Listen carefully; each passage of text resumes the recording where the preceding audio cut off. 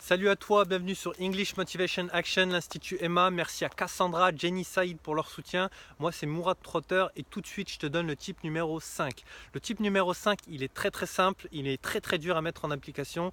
C'est Speak, Read and Listen. Le but est vraiment d'apprendre l'anglais de manière totalement différente de ce qu'on nous a appris à l'école. À l'école, on fait des exercices, on lit. On entend un petit peu la prof parler en anglais quand la prof est bonne en anglais ou lorsque le prof est bon en anglais. Et c'est tout.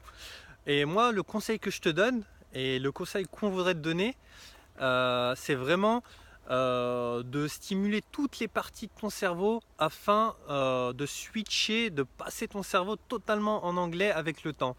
Donc lorsque tu te réveilles le matin, je te conseille vraiment de lire les journaux ou lire ce qui t'intéresse mais en anglais.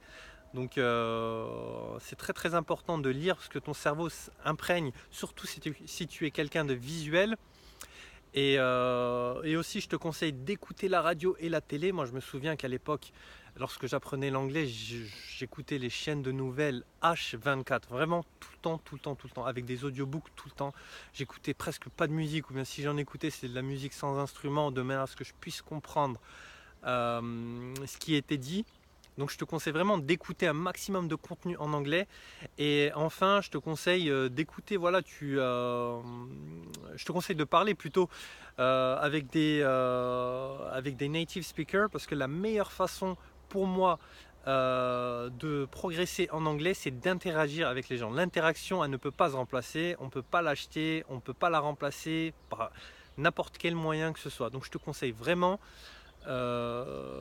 d'interagir avec des English native speakers. Tu peux en trouver dans des forums, tu as peut-être de la famille, des gens qui parlent anglais, ou bien des Français qui parlent bien en anglais. Tu peux également interagir avec eux, tout dépend de ton niveau.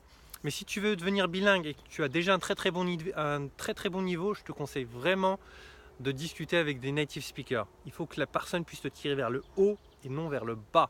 Et si tu as un niveau très intermédiaire ou si tu pars de zéro, là tu peux sans problème discuter avec un Français qui a un très bon niveau d'anglais et même qui a un accent français. Il n'y a pas de souci à ce niveau-là. Le but sera de placer des mots, de faire des erreurs, d'ouvrir la bouche, de rester positif et de progresser jour après jour. Et c'est possible et tu peux le faire. Et tout de suite, je te donne le type numéro 6.